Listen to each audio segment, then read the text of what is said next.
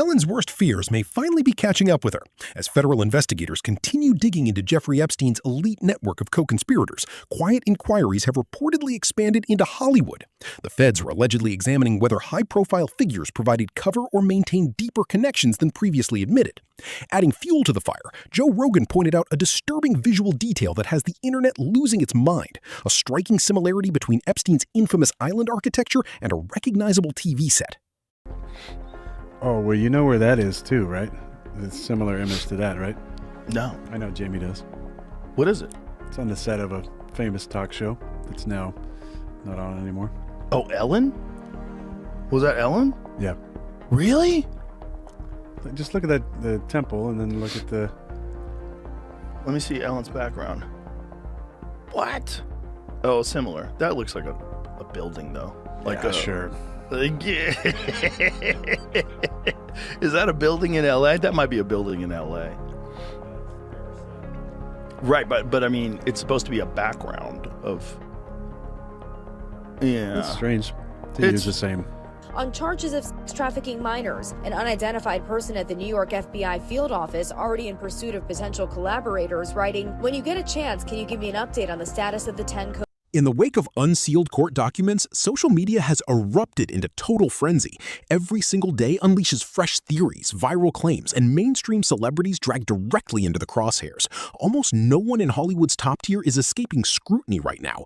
Among the wilder stories trending online, internet sleuths claim to have spotted a woman matching Ghislaine Maxwell's exact description, casually walking down a street in Canada, igniting whispers that Maxwell isn't in a federal cell at all, but using a body double while living in secret exile. Either Ghislaine Maxwell in a video that's going viral, spotted in Quebec, Canada, or it's someone that just looks very much like her, or the video is entirely faked. Maybe AI. I haven't been able to independently verify it. It looks real, although highly edited. Ghislaine? Do I know you? Ghislaine? No, sorry. No? Oh, I used to order the hell of pizza off of her. Oh, really? She always delivered, yeah. This looks a lot more like that than this looks like that. I mean, it's pretty clear. Check out the clip again. She responds to being called Ghislaine. She turns and responds to that name. It's like it was natural. And the person with her, a lot of people are speculating that's EllenDeGeneres, and he even goes to cover his face once he realizes the camera is there. Ghislaine? Do I know you? You know Ghislaine? No, sorry. No? Oh, I used to order the hell of pizza off of her. Oh, really? That video sent shockwaves through online investigative communities, with viewers analyzing every frame, every glance, and even the identity of her companion. But as wild as the Maxwell sightings are, the internet didn't stop there. The rabbit hole goes much deeper, with shocking political claims surfacing that allege hidden motives behind why these file disclosures took so long to reach the public. Why do you think he is working so hard not to get them released for so many months? What do you think the real reason is? These files implicate billionaires and friends of his and political donors that he's trying to protect. And Epstein also had close ties to our own intelligence agencies and Israel's intelligence agencies. That's why there's so much effort in trying to stop this. And I do believe they'll try to stop it somewhere else. When official disclosures hint at high-level cover-ups and intelligence ties, it leaves the public wondering what else is being buried under redactions. Yet amidst these global political fallout theories, an even darker and far more bizarre viral claim began targeting daytime TV's biggest queen directly. There's a claim circulating right now that the Epstein files reveal EllenDeGeneres as, and I'm quoting this directly from the posts, Hollywood's most prolific cannibal, that she consumed human flesh. People are sharing distorted images of her face, writing paragraphs about underground dystopias, calling her a vampire. Now, these are completely unfounded claims with no evidence to back them up. So let's take a look at what's actually in the files. EllenDeGeneres is named in the Epstein documents, and that part is real. Her name appears in the broader index of over 300 high-profile individuals that show up across the investigative materials. You know, flight logs, communications, third-party Social media chatter went completely off the rails with outrageous posts accusing Ellen of unthinkable acts based on alleged code words hidden deep within unsealed flight logs and correspondence. While mainstream investigators dismiss the most extreme internet rumors as baseless, the core reason these wild claims took root comes down to verified emails within the Epstein files, documents revealing sickening terminology and sinister requests exchanged among the global elite. Jeffrey Epstein cannibalism. There are books about this for hundreds of years, right? Elite people dining on human beings, ordering them. Usually you don't see it in America, right? It's kind of like we have movies about this, but they're ordering human meat and it's considered like a delicacy. It's a delicacy, right? It's the caviar of fish. It's venison. Over time, we've had these conspiracy theories of Pizzagate, like that pizza means children. And we have all these different words that people use, and I have lots of lists I can always provide anyone who wants them. As you go through all of these emails, you see around 2010, 2012, when the Pizzagate was really becoming active and like people were talking about it, the code words in the emails, literal emails of Epstein and Bill Gates, like these are known entities starting to talk about jerky. Yeah. And then they're talking about the intestines of babies. They're talking about cream cheese. They're talking about the taste of formula or breast milk within the intestines of babies. I think the most obscene part of all of this is you have these names that you once thought were so incredible, writing these, but what you will see is you'll see a famous person's name and then you'll see a preference like baby, minor, teen. And are they outright saying the age, or are they using code through the, because what I had heard, and you tell me if this is true or not, that going back to the Pizzagate conspiracy, that now people are starting to think that there was actually validity in that it wasn't just a conspiracy, and that when they would order, call it a small, medium, or large, the inch size based on the diameter of the pizza really equates to the age of whoever they're trying to order, so to speak. I think it's both, and it could be the age of who they wanted to. It's not everyone, right? It's not everyone that's involved. We can't generalize small moments. Right. But a lot of people were forcing themselves on young girls. We have pictures of babies. We have pictures of a girl that she probably looks 7 or 8.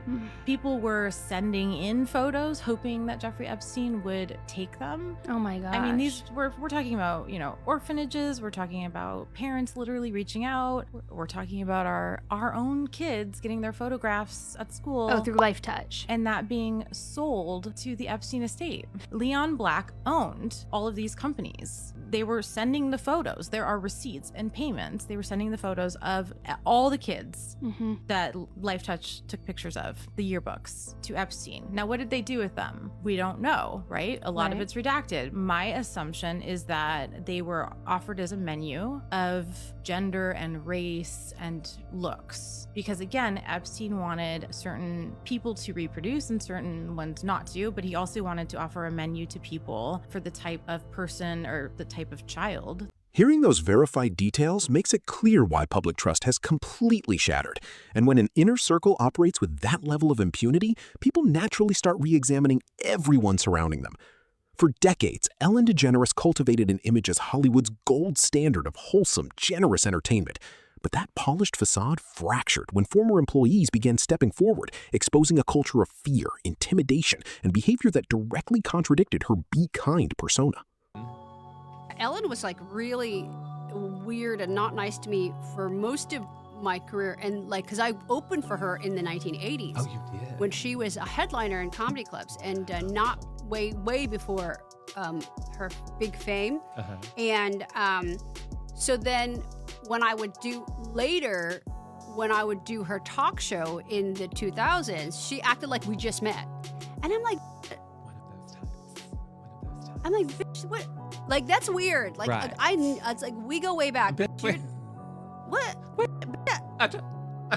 Like, it's so creepy and weird. But, also the other thing was David Bowie had been on the show, and he was so excited that the night before that I had come to his show wearing this giant Chinese emperor outfit. He was really thrilled about it, and he talked at length about it. And she cut it out of the show, which made me so mad. And the producer, who's a really good friend of mine, had to call me and tell me, I can't believe she did this, but she cut it out of the show. But you need to know that he was going on and on about your outfit. Oh He my loves God. you. God said your That name. is so Which is so rude. That is so gross. I don't know if it was personal. Maybe it was Right, for time. right, But still, I'm but going to take it still. personally just because Honey, I decided to. You should have sent her a note and said, send me the footage. I'll post it to my YouTube. Stories from former colleagues painted a sharp contrast between the cheerful TV icon and her actual demeanor behind the studio doors. As viewers turned away and ratings plummeted, Ellen's daytime empire collapsed, leading to her quiet departure from television. But when she finally resurfaced with a comedy special to address her downfall, her passive-aggressive jokes about being kicked out only infuriated former staff members who felt she was mocking real harm. Ellen DeGeneres rewriting history? That's what some of her former staffers claim she's doing in her new Netflix stand-up special, For Your Approval. I got kicked out of show business. Yeah. Thanks. Yeah, because I'm mean. Yeah. Yeah, you can't be mean and be in show business. No, they'll kick you out. She uses jokes to address the controversy. I was in therapy for a while trying to deal with all the hatred that was coming at me, and at one point my therapist said, Ellen, where do you get this idea that everyone hates you? And I said, well, New York Times, Washington Post, Entertainment Weekly, Us Weekly. I think Elmo may have said something recently on an episode of Sesame Street. But this producer who worked with her takes issue with how she's addressing allegations that there was a toxic work environment at her legendary talk show. The essence of the special really was totally a lie. Hedda Muscat says Ellen's special hits all the wrong notes. I felt Ellen was not taking responsibility at all. That reluctance to take accountability made audiences reevaluate everything in Ellen's past, including her most high-profile personal relationships. When her former partner, Anne Heche, tragically died following a horrifying car crash, social media immediately erupted with dark speculation. Pointing to Heche's final film role centered around human trafficking rings, theorists began alleging that her death was no simple accident, but rather a targeted hit to prevent her from spilling dangerous secrets. Told us was that the CIA can intercept anything from anyone, number one. Number two, they can remotely take control of your car through the car's embedded computer. To do what? To make you drive off a bridge, into a tree, to make you kill yourself and make it look like an accident. And this morning we have some sad news about actress Anne Heche. She is in a coma after a car crash a week ago. And her family said last night she is not expected to survive. Did she appear in any way inebriated or drunk or impaired? She did not. She wasn't slurring her words. She had bright, beautiful blue eyes. She was just a sweet girl. Right now, the LAPD is investigating Anne for misdemeanor DUI and hit and run. They're looking into what role drugs or alcohol. The official reports classified the crash as a tragic accident, but online investigators pointed to chilling military and intelligence capabilities that prove vehicle systems can be remotely manipulated. That context turned an already tragic story into a hotbed of suspicion, especially given that Anne Heche herself had spent her final months opening up about how she was systematically silenced and blackballed decades earlier. She explained how she was silenced by EllenDeGeneres. Right before Anne Heche passed away, after 20 years, she finally started exposing the truth about what happened between her and Ellen. In the early 2000s, on the same day that Ellen and Anne broke up, it was reported all over the news stations that Anne had a nervous breakdown and she was actually hospitalized. And finally, after 20 years, Anne Heche said in this interview that Ellen was trying to silence her and she was actually the one that put her into the mental institution. She also explained how Ellen had her blackballed from Hollywood and pretty much ruined her career. And a lot of people found it really suspicious that Anne Heche started talking about it and how when you catch wind of it, you basically have to separate yourself, and how basically that we've all been lied to for years. And Anne Heche actually did 2 interviews on Ellen, and each time they were getting deeper and deeper and she was revealing more and more information. And a lot of people thought that Anne Heche was actually getting ready to expose Ellen for being involved in trafficking. And honestly, this doesn't surprise me because who Ellen surrounds herself with, but even Oprah was brought up in this interview with Anne Heche. They talked about how Oprah actually cut Anne Heche out of the 20th year anniversary celebration of Ellen coming out when Anne Heche was actually in here with Ellen because Anne Heche is the one that started Ellen's coming out journey. And a lot of people, even like me, have always said that Anne Heech's death just never made sense. The firefighters had her in a body bag and then she popped out of it. And then just a couple of days later, she was actually taken off life support. And a lot of people have always wondered if Ellen was somehow involved in this because they found it super weird that Anne Heech finally started talking after 20 years, exposing Ellen, and then something weird like this happened to her. What do I think about Ellen? And in fact, I haven't said that yet. I have not rambled on about her for one single moment. For 20 years, I have withheld my understanding. I have been canceled since the day I was born. I've been buried since the day I was born. Every single truth that I spoke, I was hit more, buried more, mocked more, or despised more, and then had calculated visions and circulations of systems that spun me up and out of the system that would in any way challenge the fact that she was not telling her own truth, but another's. Why do you think she tried to put me in an institution, folks? I called my mother. Guess what? 2 people who wanted more than anything to have my truth buried. It was not my timing. I did not and could not ask God for what that would be. All I could do was stay on my truth, do what I was doing, and study this thing called love that we tried to bury. And now I am up and out of the ground. And unfortunately, those 2 women could not shut me down. The problem with disease and abuse is this. Once you catch the train of it, you have to go. So we always have a fork in the road.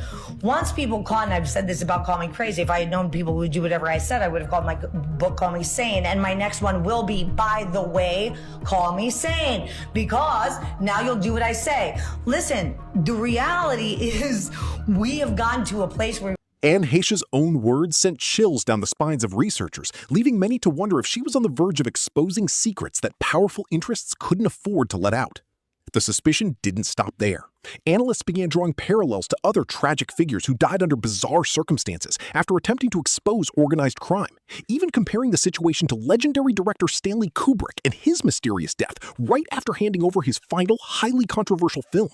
Kalian beneran percaya nggak sih kalau Stanley Kubrick itu mati secara alami? Kubrick itu dikenal sebagai filmmaker yang cukup tertutup, obsesif, dan sangat protektif sama karya dia. Tapi di fase terakhir hidupnya, justru film Eyes Wide Shut terasa kayak film dia yang paling frontal, membicarakan tentang kekuasaan, kaum elit, dan ruang tertutup yang nggak bisa diakses sama publik. Secret society, ritual, social hierarchy, dan rasa ancaman yang konstan benar-benar jadi nafas utama di film ini. Uniknya, Kubrick itu meninggal setelah dia menyerahkan final cut film ini ke Warner Brothers. Buat sebagian orang, ini dianggap terlalu bertepatan untuk jadi sebuah kebetulan. Makanya sekarang ada narasi yang berkembang. Lewat Eyes Wide Shut, Kubrick itu dianggap udah menyentuh sesuatu yang sangat sensitif dan film ini disebut sebagai trigger. Dari situ muncul banyak isu. Salah satu isunya adalah soal perubahan versi film. Versi yang rilis di bioskop itu katanya nggak sepenuhnya sesuai sama visinya Kubrick. Ada beberapa adegan ritual yang mungkin dianggap disturbing, itu di cover sama digital masking. Ada juga katanya sebagian porsi film itu di-cut dari studio notes yang katanya itu sampai 20 menit lebih. Dan katanya Kubrick itu sampai berantem sama Warner Brothers. Fakta kalau misalnya Kubrick itu nggak sempat hadir untuk merilis film ini secara resmi, ngebuat orang banyak percaya ada intervensi dari kematiannya. Teori-teori lain itu juga berangkat dari filmnya sendiri, karena Eyes Wide Shut itu nggak pernah ngejelasin siapa orang-orang di balik topeng itu. Cuman menekankan kalau mereka itu sangat powerful, untouchable, dan selalu selangkah lebih aman dari konsekuensi. Masalahnya, semua ini tuh jadinya tuh berhenti di spekulasi. Why? Karena nggak ada dokumen resmi, nggak ada bukti forensik, nggak ada sama sekali kesaksian juga yang valid buat mendukung klaim kalau Kubrick itu sebenarnya mati. Jadinya semuanya adanya rangkaian asumsi yang dibangun dari film dan events yang terjadi. Kubrick's final masterpiece had its narrative spliced and heavily edited by studio executives after his sudden death, effectively muting its commentary on elite secret societies. And just as public commentators began linking these Hollywood secrets together, attention swung violently back onto EllenDeGeneres, not just for her past, but for her sudden, frantic moves to liquidate her entire empire. Critics noticed a massive pattern: multi-million-dollar art collections sold off at lightning speed, luxury estates dumped below value, and a abrupt relocation across the Atlantic. Now, EllenDeGeneres, I thought she had fled America for good, at least until Trump's presidency was over. But Ellen and wife Portia de Rossi have backtracked on their plan to stay in the UK in a bid to escape Donald Trump. According to the Daily Mail, Ellen told her friends that she and her wife are planning to spend more time in California because they miss their friends. They're also apparently dreading the thought of another British winter.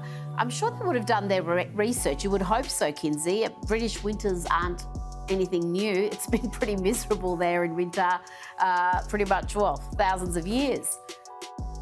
Well, we've recently discussed Ellen's desire for a professional comeback. I do think she's bored. Of course she's bored. Netflix gave her a new special not too long ago. It got no traction. In fact, the only show I heard mention it was Us. I don't think Hollywood's really ready for her return. I think they will continue to punish her, but I do have some intel for you from her current neighbors in the UK. They don't like her. They aren't friendly towards her, and they hate all of the celebrities like Ellen moving into this once sacred and anonymous area and disturbing and in some cases disrespecting the culture. They wish American celebrities would stay in America, so they are welcoming. While Ellen's team claimed the move to the UK was driven entirely by political dissatisfaction following the presidential election, local neighbors and sharp-eyed observers pointed out that the rural English estate was purchased months prior. To internet sleuths, the political excuse was nothing more than a convenient cover story, arguing that just like other mega-wealthy figures implicated in unsealed records, Ellen was frantically restructuring her life and assets ahead of incoming legal exposure. This morning, a window into how Jeffrey Epstein may have tried to wield compromising information against one of the world's richest men. A newly released transcript shows Bill Gates expressed regret about his years-long relationship with Epstein and told the House Oversight Committee when he tried to cut ties, Epstein wouldn't have it and plotted to use Gates' sex life against him. I was not blackmailed, Gates told the committee, but, you know, it looks like Mr. Epstein's brainstorming was going in that direction. Gates acknowledged he had 3 extramarital affairs, and when Epstein learned about 2 of them from a mutual acquaintance, he said Epstein began working to use information about my infidelities. The committee asked Gates about these photos from the EpsteinFiles showing him with women. Gates responded he did not know them. He said Epstein asked me to take a photo with one of his assistants, which I did. Gates said he knew Epstein was a sex offender, but hoped he would introduce him to wealthy people who could help the Gates Foundation. Gates said he met Tom Pritzker, Mort Zuckerman, and Leon Black.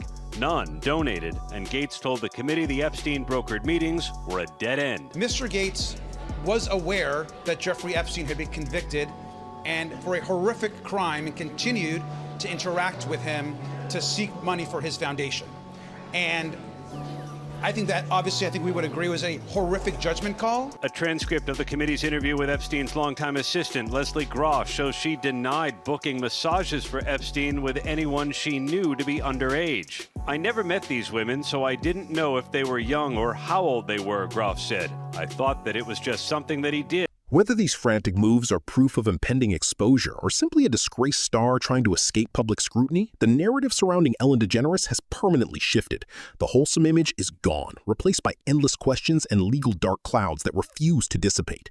Do you think federal authorities are quietly building a case against Ellen and her network? What secrets do you believe are still hiding inside those unsealed documents? Drop your thoughts in the comments below.